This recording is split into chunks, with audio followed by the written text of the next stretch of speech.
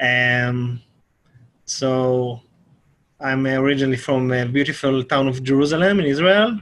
You're welcome to visit us, but I'm working elsewhere in Israel.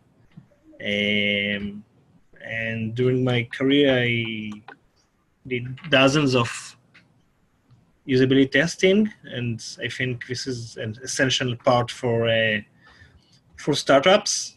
So let's begin. So startup life. Okay. So I guess most of you are pretty in early stage. So there's like two parts of your life currently. You can divide it before launch and after launch. So today we'll talk more about before launch, okay? Though the things that we'll talk about are pretty relevant, and there's not much difference to after launch, but after launch there's more options. So let's start. So your timeline to launch is, you're going forward and you want to launch as soon as possible and with the best or product or the MVP that you designed for. But there's a lot of mistakes that you'll make, and you want to minimize the risk for those mistakes. So during the productization cycle until launch, we will want to learn as much as possible. So there's a couple of learning activities that first you do, like some kind of research of your product ecosystem. You learn about your users, about business models, about competition, about how you're going to market your product, and those are things that you're doing before you launch your first product. But you need also to learn about what you've built. You don't want to wait until you launch to do that, because then the risk is very high. You did a lot of development into that product, and you want to minimize the bad outcome. So all of this timeline, you need to learn and there's a lot of things that you learn about the user experience of your product. So those are only a couple of the methods that you can use to learn about the user experience of your product. Today we'll focus on one of them, which is one of the most important, which is usability testing. Okay, so what usability is? Usability tests cannot predict if your product will be successful. So there's different methods. We will not talk about them today, about predicting if your product may be successful. Today we'll talk about usability testing, which checks if your product is usable, if people can complete the task that are designed into this product easily, and they can understand the product. And it also helps you with product process, because I was also in startups in the past, and a startup founder is very passionate about his product. So there's a lot of argues about features and user experience and design. So before you launch your product, usability test also helps you to resolve those arguments. So you put your product in the hands of a user, and you see if it can complete the design task or not. And if you can, so it resolve some of the disputes. It also helps after you launch a product, but then you have other options. You can do A/B testing and analytics. So before you launch, this is the main option to resolve design disputes. So there are three ways to do usability tests.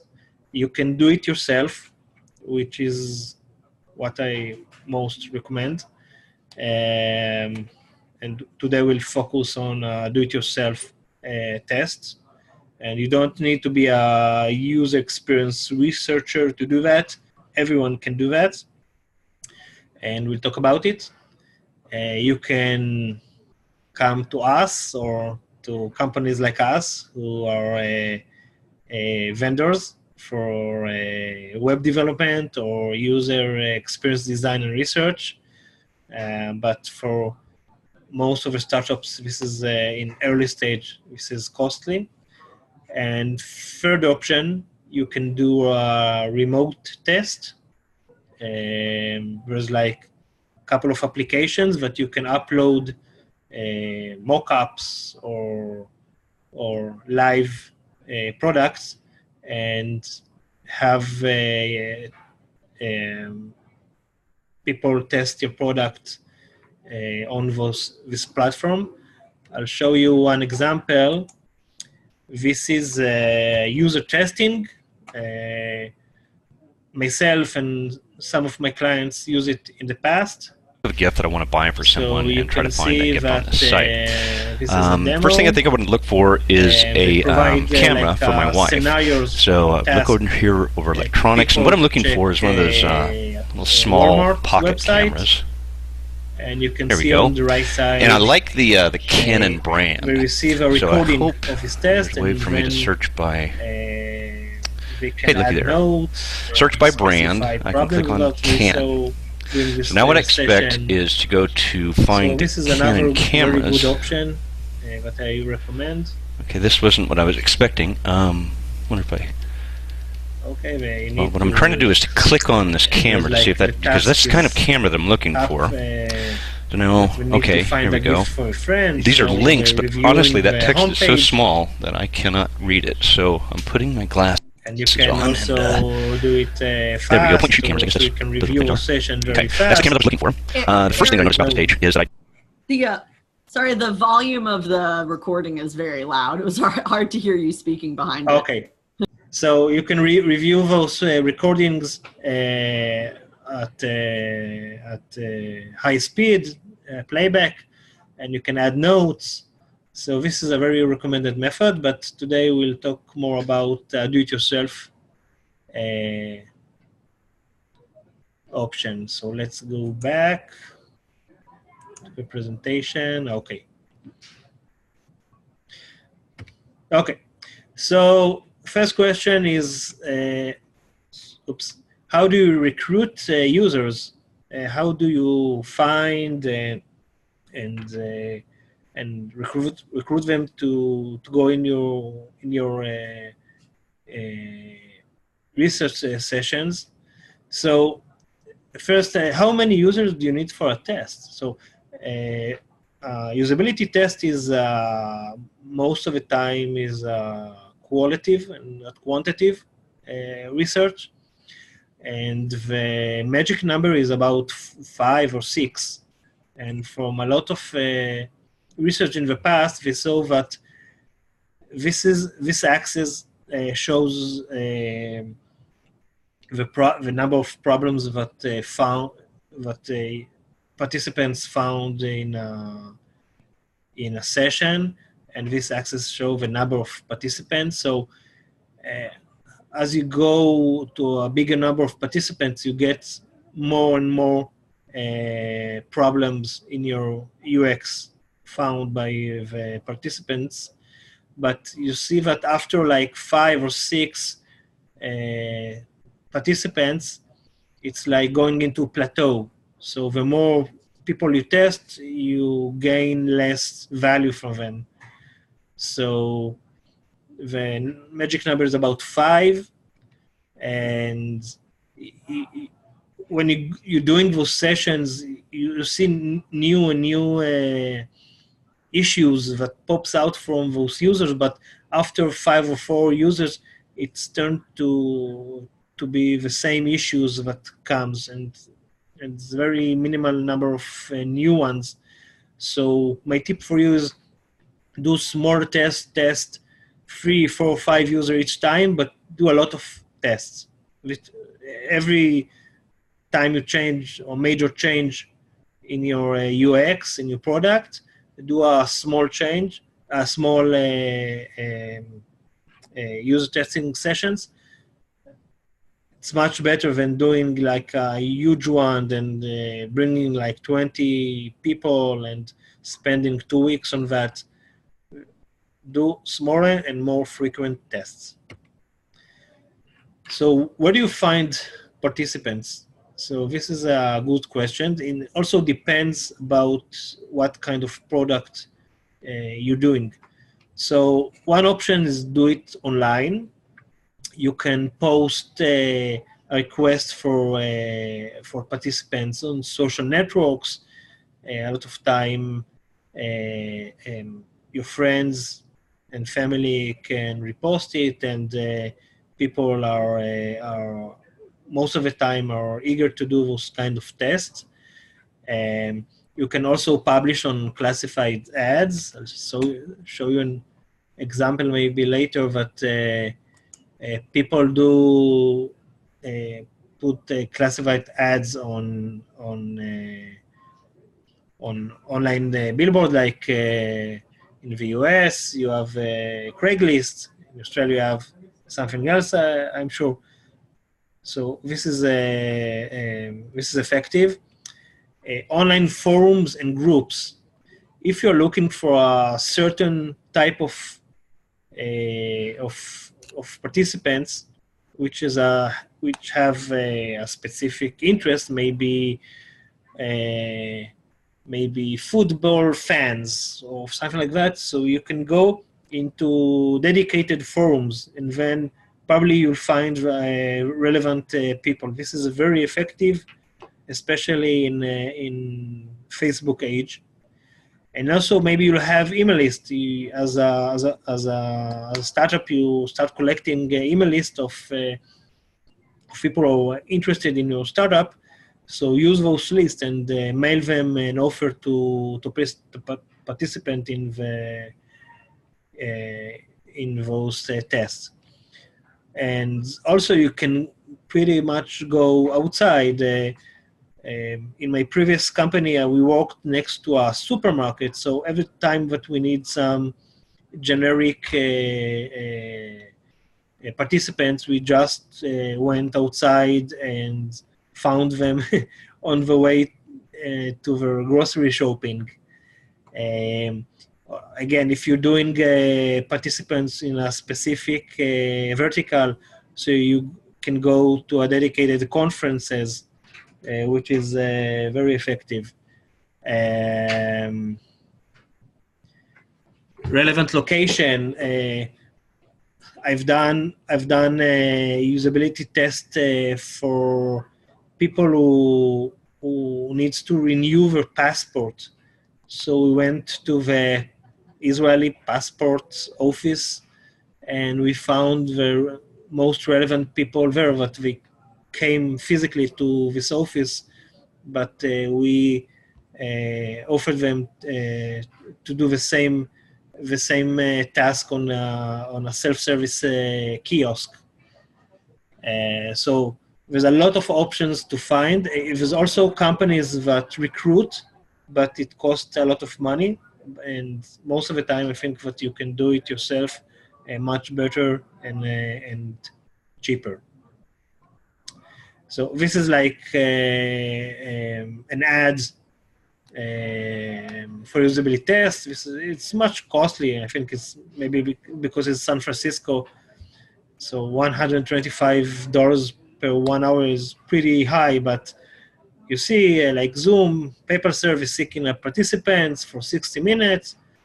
And very important thing that you need to do is to screen those participants. So there's an initial screen, like you can put ads on Facebook and target relevant participants based on their interest, their gender, their age, everything that Facebook provides you in targeting audience. But you may also need to do additional screening. And we talked about it in 2 minutes. But first, you need to provide some compensation. So the obvious thing is to pay them. I heard that a lot of startups today also, provide cryptocurrency compensation for those participants. You can offer them some swag. There's like a startup in Israel that exited like 2 years ago.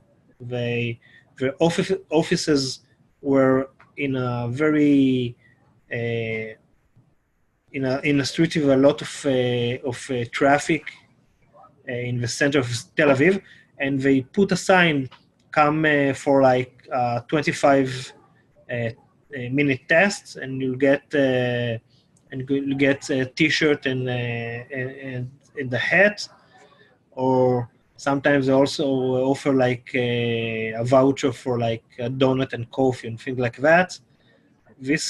Those are things that really works also in Israel. So screening participants, this is very important because you need to identify the people that are relevant for your product. And I guess that you already know that, and maybe you also do some user research and define your personas before you started designing your product. But you need also to screen, mainly if it's an online process. So let's break it up to people that you want in your test and people that you don't want in your test. So for this, as an example, today we'll talk about testing an online application for an Australian bank.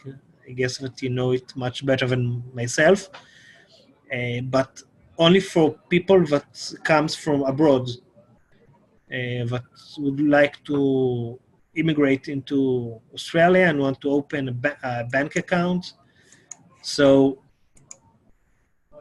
1 minute. So people that they want in this kind of test, so people from foreign countries who are planning to migrate to Australia. So this is one aspect of a people that you want. You're doing multiple, you may have multiple groups like that, but let's focus on this group, people from foreign countries who are planning to migrate to Australia. So how do you identify those people? So you do a list. So a way is to identify this group. So maybe you can find people who applied for a visa, okay? People who ask questions about on relevant online forums, like in Israel, like there's people that migrating from Israel to abroad. So there are forums that people ask, people who already migrated, questions about how is it to live in Australia, do they have a Jewish community there, and questions like that. So you can screen people for what active on those kind of places. And then from those criteria, you need to transfer them into questions. So an example of a question, so for which visa have you applied to? Short-term visa, work visa, I haven't applied. So why you don't, you need to ask implicit questions. So why is that? Because you remember that the ad that offer $125 for hour, so people would tell you everything if you pay them. So in the screening process, you need to ask implicit questions and do not reveal the right answer that you are looking for. So here you only want people that applied for a visa. So you don't ask them, have you applied for a visa? You ask them which kind of visa you applied for, and you provide them short-term visa, work visa, X visa, and I haven't applied. So people that ticked haven't applied, they are not relevant for your test. So as much as possible, ask implicit question. Same thing about screening people that you don't want in your test, so you need to define those. Bankers, I don't want bankers in my tests because bankers know the online application process a bit better than the average person, so I don't want them. So the criteria is I want people with occupation which is not banking. So I just ask them, what is your current occupation? An open question, and people that answer, I'm in banking or financials, things like that. So you screen them, you don't take them to your test. You do not ask them, are you a banker? Okay? Because then you may imply what your good answer is. So you create those kind of questions and you create a form. A Google form is a very good way to send on online screening form. So people answer this form, and then it goes into like an Excel, and then you start marking down people that are good and in the right profile for your test. Okay, test session. So it has a couple of stages. So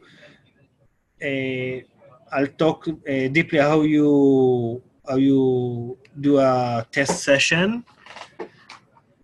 So first you start with greeting. You say hi and do some chit chat. Usability test for people that haven't done it. It may be an awkward situation. They may be nervous. So you didn't need to break the ice. Talk with them about anything, but take them emotionally to a place that they feel comfortable as much as possible in this awkward situation. And then you do an intro. You're introducing the process of the test. I'll show you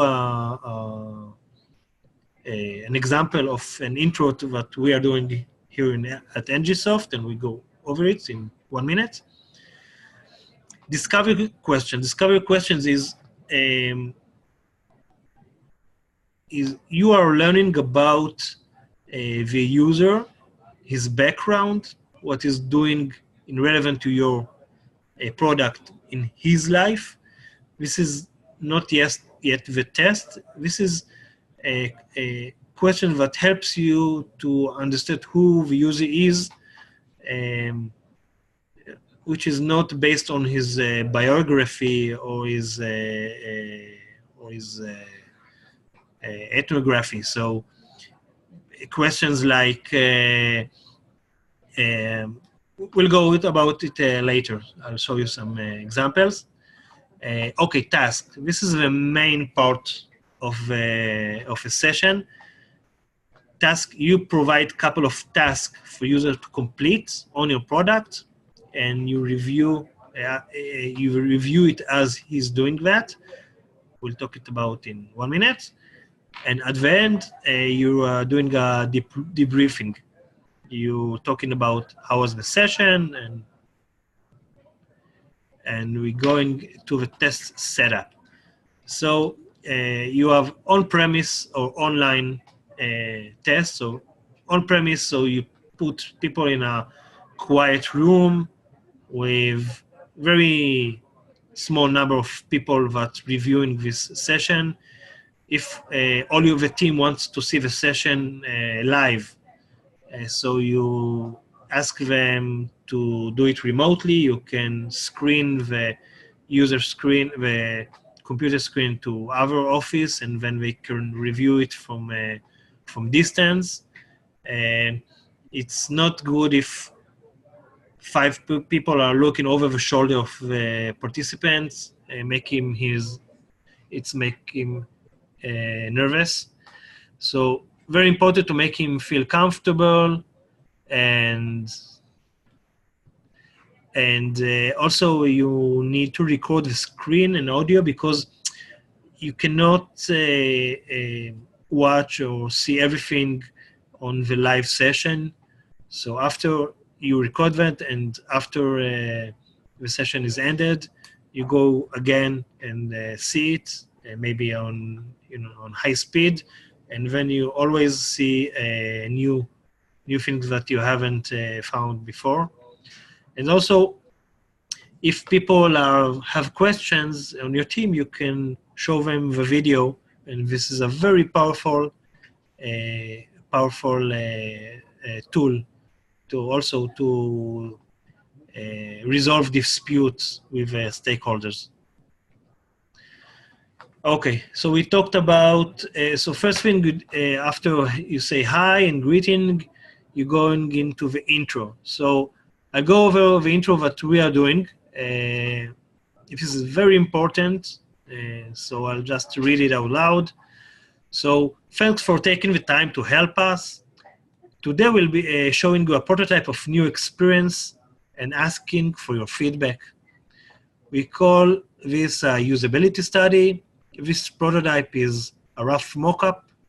It is not yet built. This is very important because sometimes you show them like an alpha version, or sometimes you show them only paper prototype, or some other, or like InVision prototype. So this is, you need to talk with them about this. The reason we're showing you this is to get feedback from before the team builds the real version. It's not actually hooked up, and any backend system and sub parts are not fully functional. You say it only if it's a mock-up, if it's a working prototype or like an alpha version. So you don't say that, of course. Don't worry about breaking things. Participants wants to make the moderator feels good, so they feel bad if they're doing wrong things. So you need to make them feel comfortable to do anything and break anything and explore. Before we start, I need to ask you to sign an NDA. It's a reminder that what I show you and what we discuss here is confidential. It also gets your permission to record our session for the internal use, so we can review it later. So you don't need to make them sign an NDA if you don't want to. Most of the startups that I'm working on don't make them sign an NDA, but if you do, so this is the time to show them the NDA and have them sign it. But the second part is more important, that you release form that enable you to record the session, and you emphasize that this is also only for internal use. It will not go to YouTube. This is like a consent that you can record them. We'll providing you with a few tasks to role play as you use the prototype. please think out loud as you use a prototype. This is a very important thing because sometimes you see people using the prototype, but you don't understand what's the problem, what they're looking on, what they're thinking. So they need all the time to talk what they think, what they see, what the problems that they're thinking on. So we need to talk all the time, and you need to remind them. It's during the session, they start talking, but most of the time, if you put a new task and then there's like silence, so you need to ask them, please tell me what you're thinking, what you're seeing all the time, and also you can review it in the video recording later.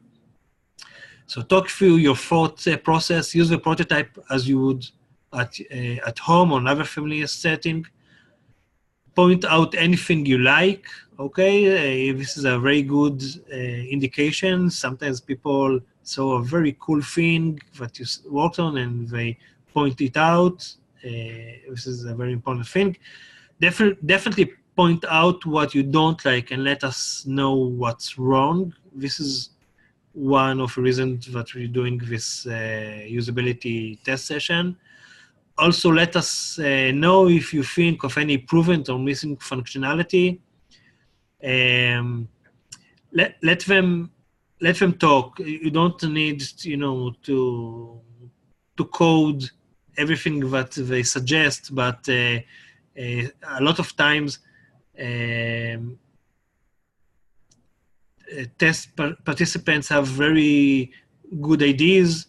You need to screen that later, but they a lot of time they provide very good ideas for you. There's no correct or incorrect way to do things. Just do what you think. You should be able to do it in the way that you would like to do it.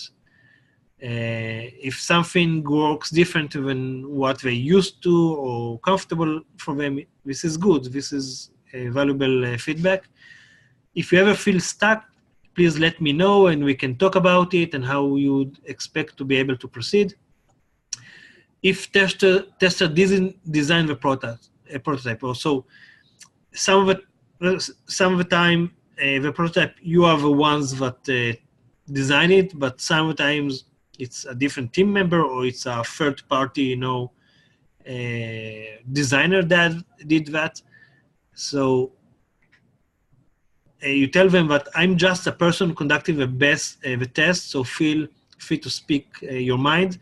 So they don't want to hurt your feelings. So if they know that you are the one that designed it, they may not tell everything that's on your mind. So even if you are the one that did the UX, so do a little lie and tell them that you're not the one that designed it, so they feel free and open to talk about the negative aspects. And we are in no way testing you. This is all about the prototype and what works and what doesn't. So we don't test the participant, we test the application. If you'd like to stop at any point, take a break, please let us know. And you end this intro with, do you have any question before we begin? Most of the time they don't ask questions, but it makes them feel more comfortable. Okay, so let's see some example for the next step, which I talked about. This is like a pre-questionnaires. You ask them questions before the tasks. So all kinds of questions, but let's see. So the process of online application for a bank. So one question could be, have you registered to a new bank online in the past? And we can answer yes and no. If yes, which one? And you can do follow-up question about it. So if yes, to please elaborate about what was the process, how you felt about the process. So this provides you background if the test, if he had an online application experience in the past and how he felt about it and what was good or bad with that experience. And then you can it provides you context for this session. You can also ask like an open question. Would you need to open a single or joint account? If you had 3 wishes for, this is a very good question, 3 wishes for online bank account registration, what would they be and why? And you can also provide follow-up questions. So you do a couple of questions before the task to understand who is this person, what he thinks about the current situation, online banking application process, etc. Okay, and then you provide, this is like the main course of the session, you provide the tasks. So don't put a lot of tasks, it's like several tasks, and do them like a generic ones. Don't tell them exactly what you want them to do, but tell them what in this scenario we want to achieve, like point them to where we want to go. Your family is relocating to Sydney this August. You want to open a joint account for you and your wife. So you don't tell them what to do. You tell them what they want to do, and then they need to understand that, okay, so I go into the bank and start the session. Don't ask the participant to do a very specific action, like open a new account form and fill it, okay?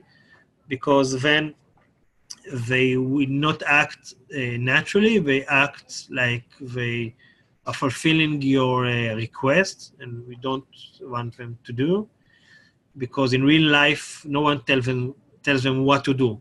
They act on their feelings. They act on their motivations.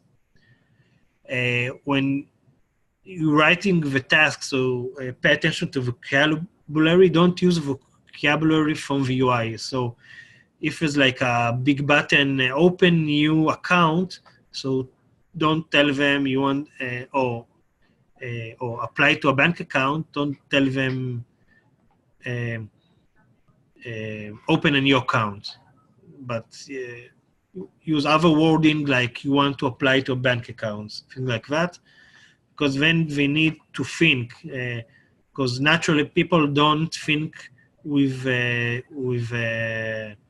texts that are in the website or product. They working with words in their minds, and then they come to your product and trying to locate the things that you want to do. So let's go back a minute to the Westpac bank, and the scenario is that you want to apply for a banking account, and you are from abroad. You want to migrate to Australia soon. So open a new joint bank account for you and for us. So I come to the home page, and then I scan the page, and I see this apply for. So I look what it offers me, personal loans, insurance, bank accounts. So I think I want a new bank account.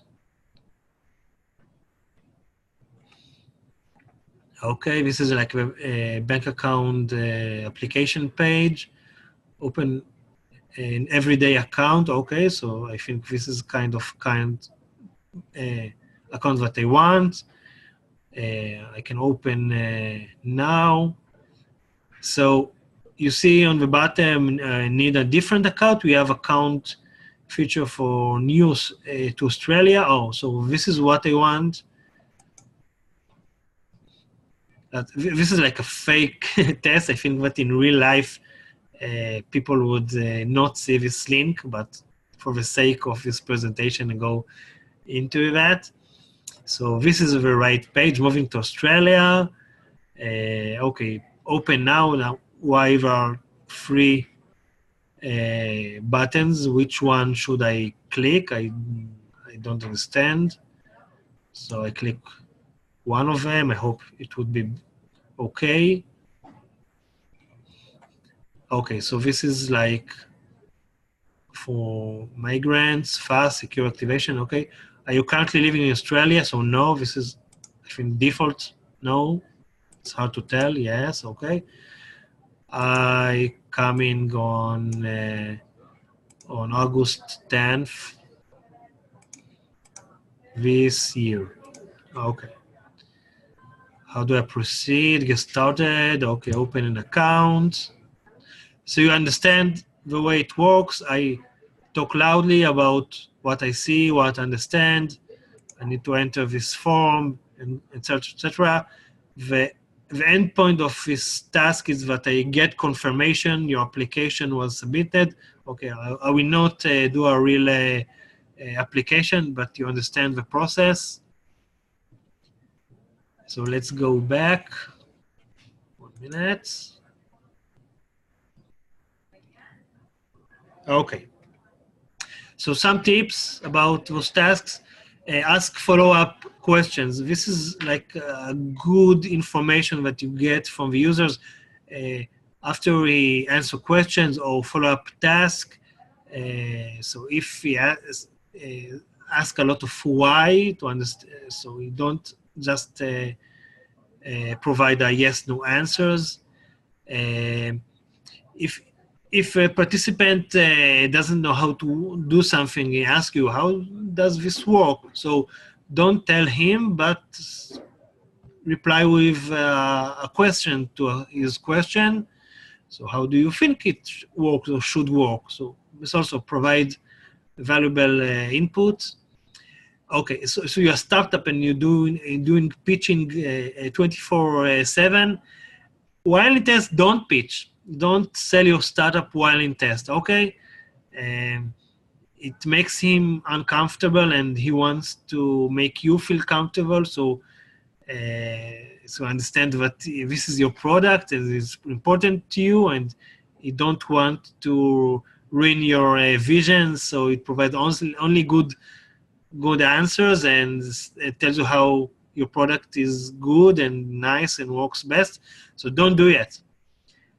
You can do it after the test. At the end, you can tell them, okay, we are launching in 1 week or 2 months. I'll send you a link for our website if you want, and then you can use it. So pitch only after the test ended.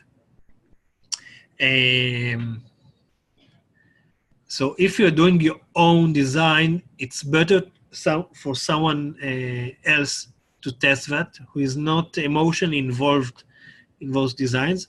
We do it here. The people who design the user experience in NGSoft is mostly not the person that tests. And some of our clients also takes different company to do UX usability test, and not the company that designed the product. But if you are doing it yourself, so be mindful about it and be careful. And last one is you need to test your tests before you run it. Okay, so do an internal full session to see that everything works, because there's like bugs with mock-up, and your first participant provides some information about the task that you understand that there's something wrong about them, it doesn't work, things like that. So you can do it internally with your startup employees, or you can ask someone else, but do a test run before the real session if it's possible. Okay, and the last thing about usability testing is the debriefing. So you need to summarize the participant experience. You ask him like a post-mortem questions.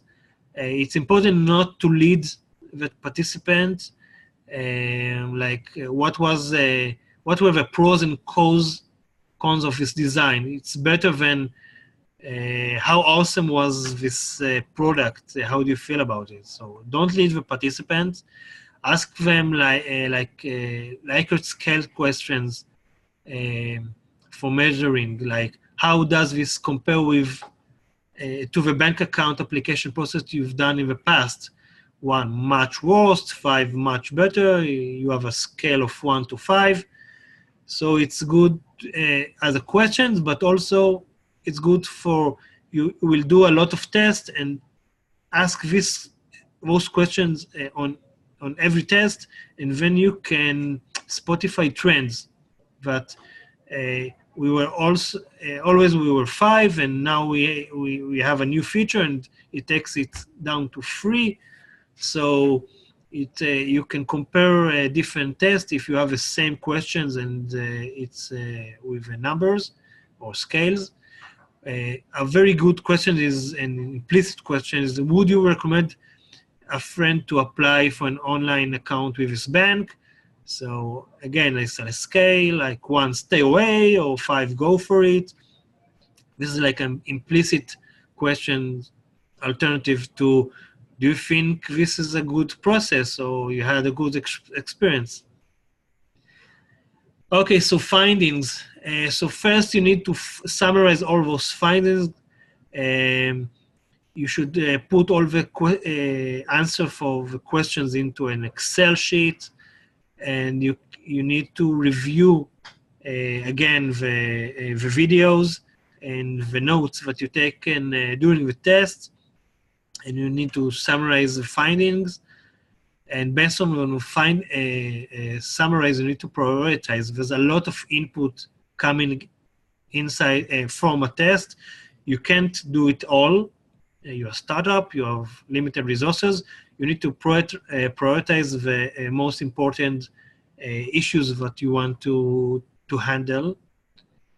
And also, post-launch, you need to continue test your product. So if you have a new version coming out, so to do a usability test before you launch it publicly. But you can also do a lot of online testing once you launch a usability test. A remote usability test, a remote session recordings. There's a lot of tools that records real sessions of real users that visit your product. A very valuable input. You have A/B testing. There's a lot of options to do it once you launched. So you need to keep learn always. That's all for today. If you have any questions, I'm open to answer them right now.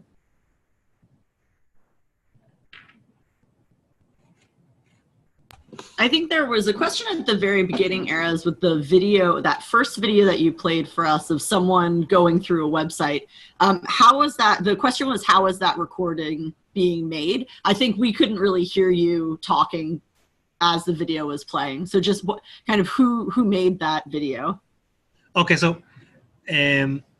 you can do remote testing if you as like a do-it-yourself or with an application. So if you do it a remote, so you ask the user to share the desktop or his mobile phone, and then you record this session and you send him chat his tasks, and then he can do those tasks and you can see it online. Or there's like applications like user testing that you upload your mockup or provide link to a live mockup, and you write like the scenarios, the pre-questionnaire, the task, and he's doing it online. You don't watch it live. You only once he completed. So then you can review it. And when you review it, you can add notes. You see all those spots. Those are notes that you do it after while you review the recording. They also, like user testing, also provide a way to screen participant. You can ask for, you can do a pre-questionnaire to screen people. I want only male participants aged between 30 to 35, living in West United States, on the West Coast, and things like that. So this is a very powerful tool. It costs. It's not very cheap. So if you have resources to put, it's very usable. But for myself, I prefer a do-it-yourself on-premise test, because then you can do follow-up questions and you can change the test while we're doing that. So you get more input than in a live test than in a recorded one on a third-party application. Great, thank you. If anybody has any questions, you can just click the raise your hand button. All right. So yes, William. William? Hi, Erez. So do you normally video record people using the application while they're going through and doing it? Sorry, can you repeat the question? Do you normally video record them using the application as well? Yes, you have to, because while you are in the session, you miss things. You can notice every small thing that they are doing. And also, I'm taking a lot of notes during the session, and then while I'm taking notes, he's doing something. So it's very important to record the screen and the audio, because, as we said, the participant need to be to talk loud, or we call it, please think out loud. Sometimes we also record the participant face to see how is the facial expression when you see things. Less and less in recent studies, but in the past we used to do that. There are also applications that this is more important to marketing areas of your product. They're like products that see where's your there's like a special camera that see where you're looking on the screen, and then they show you in the recording where the user the test focused on a specific area on the screen. I don't find it very valuable. Maybe in marketing areas of a product, and also you can use it in later stages. You know, as you're doing user experience research, and this is something that you need to do all the time, to put those video clips and to tag them and to review it in later stages. This is very, very valuable. This is a different topic and session, but hold on to all those inputs and tag them for future search. So if you are thinking about changing the call for action in your homepage of a product, so you can search your own database for sessions that there's something very interesting about this homepage interaction and call for action, and then to review it even after 3 months, 5 months, etc. Awesome, thank you. Great. Are there any other questions?